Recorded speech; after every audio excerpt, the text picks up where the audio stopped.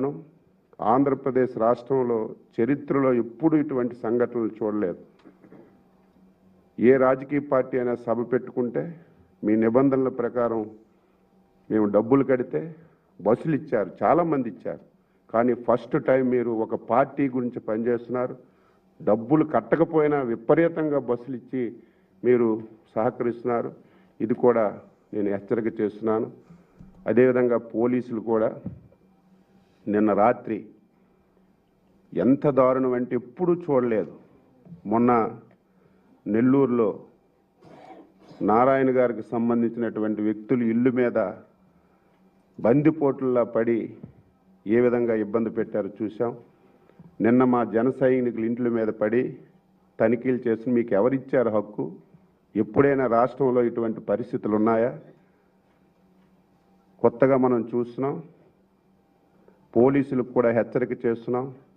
ఏదో ఒక సైకో ముఖ్యమంత్రి చెప్పాడని గుడ్డెద్ది చేనులో పడినట్టుగా వాళ్ళు ఏది చెప్తే చేస్తున్నారు మీరు. ఇది చాలా దారుణం. నిన్న ఏదైతే జన సైనికుల ఇల్లు మీద పోలీసులు అర్ధరాత్రి వెళ్ళి ఈ రకంగా ప్రవర్తించారో దీన్ని తెలుగుదేశం జనసేన తీవ్రంగా ఖండిస్తుంది. దీని మీద కూడా అవసరమైతే లీగల్గా ముందుకెళ్ళడానికి కూడా నిర్ణయం చేశామని చెప్పి ఈ సందర్భంగా తెలియజేస్తూ, చివరగా 4 రోజుల నుంచి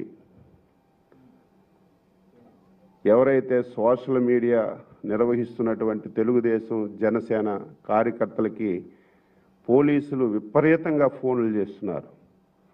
పోలీస్ స్టేషన్కి రండి, మీ మీద బైండ్ వార్ కేసులు మేము కడతామని చెప్పి చాలామంది కార్యకర్తలకి బెదిరింపులు వస్తున్నాయి. కార్యకర్తలందరికీ, జన సైనికులకి, తెలుగుదేశం పార్టీ కార్యకర్తలకి ఒకటే కోరుతున్నాం, మీరు ఎవరు ఫోన్ చేసినా వెళ్ళవలసినటువంటి అవసరం లేదు. అటువంటి ఫోన్ కాల్స్ ఎక్కడికి వచ్చినా ఎవరికి వచ్చినా సరే స్పందించవలసినటువంటి అవసరం లేదని ఈ సందర్భంగా మీకు తెలియచేస్తున్నాను. ఎవరికైనా సరే ఇంకా అటువంటి బెదిరింపు కాల్స్ వస్తే తెలుగుదేశం పార్టీ కార్యాలయంలో పూర్తి సమాచారం ఇవ్వడానికి ఒక కాల్ సెంటర్ కూడా ఏర్పాటు చేశాం. ఆ ఫోన్ నెంబర్ కూడా మీకు చెప్తాను.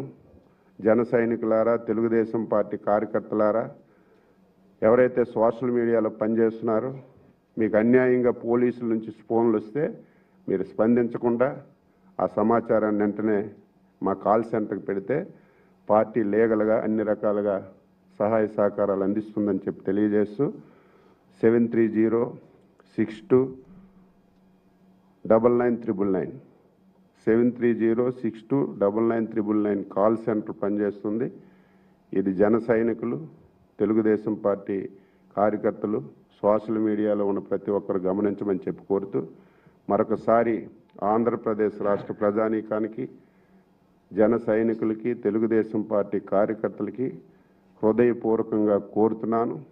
రేపు 17వ తారీఖున చిలకలూరుపేటలో జరుగుతున్నటువంటి సభ ఆంధ్ర రాష్ట్ర చరిత్రలో ఒక నిలిచిపోయినటువంటి ఒక చారిత్రాత్మకమైనటువంటి ఘట్టానికి తెరలేపబోతుంది. ఆ సభలో ఇప్పుడే చెప్పినట్టుగా మేనిఫెస్టో కానీ, సూపర్ 6 కానీ, రేపు భవిష్యత్ కార్యాచరణ అంతా అటు తెలుగుదేశం పార్టీ జాతీయ అధ్యక్షులు శ్రీ నారా చంద్రబాబు నాయుడు గారు,